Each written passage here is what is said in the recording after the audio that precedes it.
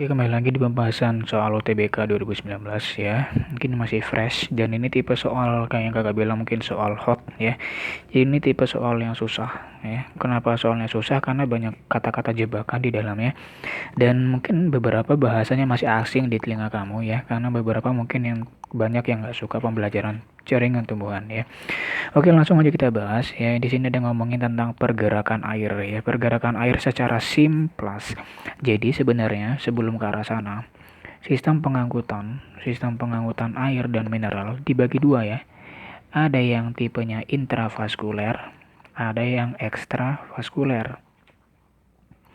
Kalau dia ngebahasnya intra, maka dia lewatnya di dalam, lewat dalam. Kalau ekstra lewatnya lewat luar. Nah, itu dia ya. Jadi ngomongin kalau yang simplas ini merupakan bagian dari yang ekstravaskuler. Nanti ada dua, simplas sama apoplas. Cuman nggak usah ngebahas itu karena sebenarnya mau simplas mau apoplas nanti endingnya atau ujung-ujungnya dia tetap melewati yang namanya pita Kaspari.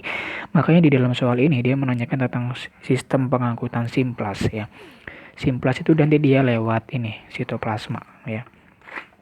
Kalau kakak gambarin modelnya itu kan nanti ada kayak gini, epidermis, kemudian korteks dan sebagainya sini siapa gitu kan. Kalau yang simplas nanti dia menembus sel. Menembus sel. Ini kan sel ditembus. Jadi dia bisa lewat antar sel karena di sini ada plasmodesmata. Ini kalau yang simplas. Ini simpelnya aja ya. Kalau yang apoplas dia lewatnya pinggir-pinggir.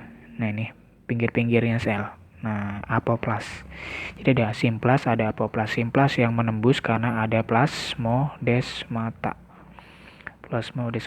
gitu ya. Itu simpelnya aja. Nah, kemudian di sini dibilang yang namanya pita Kaspari itu merupakan bagian dari endodermis sebenarnya, di mana dia merupakan bentuk bintik-bintik atau titik-titik yang kayak jaring ya, di mana berperan untuk proses masuknya air atau sistem transportasi air di dalam akar ya. Jadi kalau dibilang di sini pita Kaspari tidak tembus, ya salah dong. Pita Kaspari itu justru tembus air ya, terutama pada bagian lapisan endodermisnya ya. Nanti kalau kamu lihat gambarnya itu pita Kaspari itu kayak ibarat kayak gini. Ini yang tebal-tebal itu endodermis yang mengalami penebalan, sedangkan di antara penebalan-penebalan itu ada yang kayak namanya bentuk jaring kecil, kayak jaring-jaring gitu ya. Nah, inilah sebenarnya pita Kaspari di mana tempat masuknya air, masuk di sini airnya gitu. Jadi sebenarnya dia tembus air ya. Kemudian selanjutnya lagi, silinder pusat tersusun atas sel-sel berdinding tebal. Justru kebanyakan silinder pusat tersusun oleh jaringan-jaringan dasar yaitu jaringan parenkim. Kalau jaringan parenkim itu tidak mengalami penebalan, alias kalaupun tebal nggak tebal-tebal banget ya. Parenkim, sebagian besar silinder pusat tersusun atas parenkim atau jaringan dasar. Sifat dari jaringan dasar adalah dia tidak mengalami penebalan. Kalaupun mengalami penebalan sangat tipis ya. Jadi yang B juga salah ya. Kemudian yang C, endodermis memiliki dinding sel berlignin. Lignin adalah penebalan pada dinding sel tumbuhan ya. Sebenarnya mengalami penebalan. Ini kan pertanyaannya, kenapa bisa masuk? Kalau ada lignin yang nggak bisa masuk, dia bisa masuk airnya secara simplas melalui pita Kaspari karena pita Kaspari punya kayak lubang. Jadi bukan karena ligninnya, salah.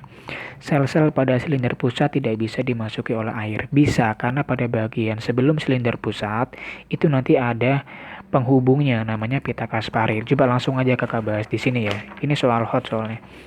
Ini kalau kamu amatin, ini adalah bulu-bulu akar. Ini bulu-bulu akar masuk air kan lewat proses bulu akar yang paling kecil pastinya ya. Akar quaterner harusnya namanya.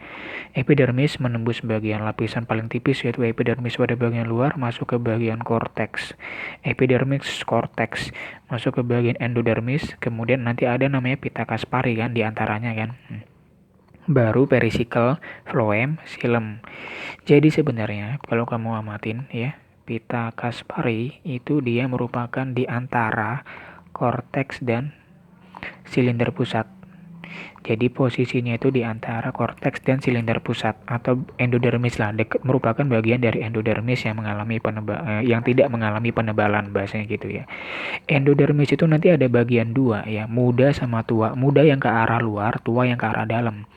Muda yang masih nggak terlalu banyak penebalan, kalaupun penebalan paling dia kebanyakan isinya selulosa ya. Kalau yang tua baru mengalami penebalan yang tadi lignin atau suberin, merupakan jenis polisakarida ya yang terdapat di bagian dinding sel tanaman. Makanya kenapa dia bisa lewat ya, karena ada pita Kaspari di bagian endodermis yang tidak mengalami penebalan atau celah-celah dari endodermis, celah endodermis atau nama lainnya pita Kaspari. Nah, di situ dia lewat airnya ya. Jadi kurang lebih kalau kamu jawab yang D, sel-sel pada silinder pusat tidak bisa dimasuki oleh air. Kalau nggak bisa dimasukin air, ya nggak mungkin ada namanya proses ekstravaskuler, pengangkutan ekstravaskuler. Ya pasti bisa ya. Ini salah, jangan pakai tidak bisa. Bisa dimasuki. Karena ada apa? Karena ada pita Kaspari yang di sini tadi ya.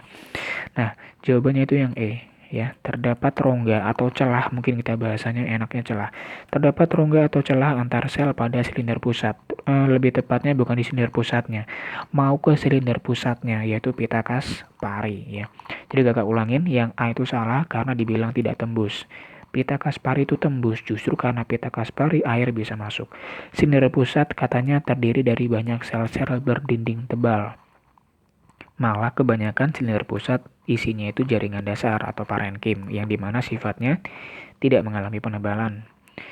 Endodermis memiliki dinding sel berlignin. Iya benar, tapi nggak ada hubungannya dengan simplas ya. Sel-sel pada silinder pusat tidak bisa dimasuki oleh air. Bisa.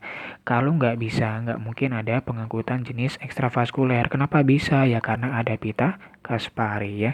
Lagi-lagi ini soal HOTS. Jadi kalau kamu belum bisa paham tentang simplas apoplas, kamu coba nanti baca-baca tentang pengangkutan ekstravaskuler yang simplas sama apoplas tadi kakak jelasin, sama pita Kaspari yang ini, sama struktur jaringan dari luar sampai ke dalam itu kamu pelajarin ya.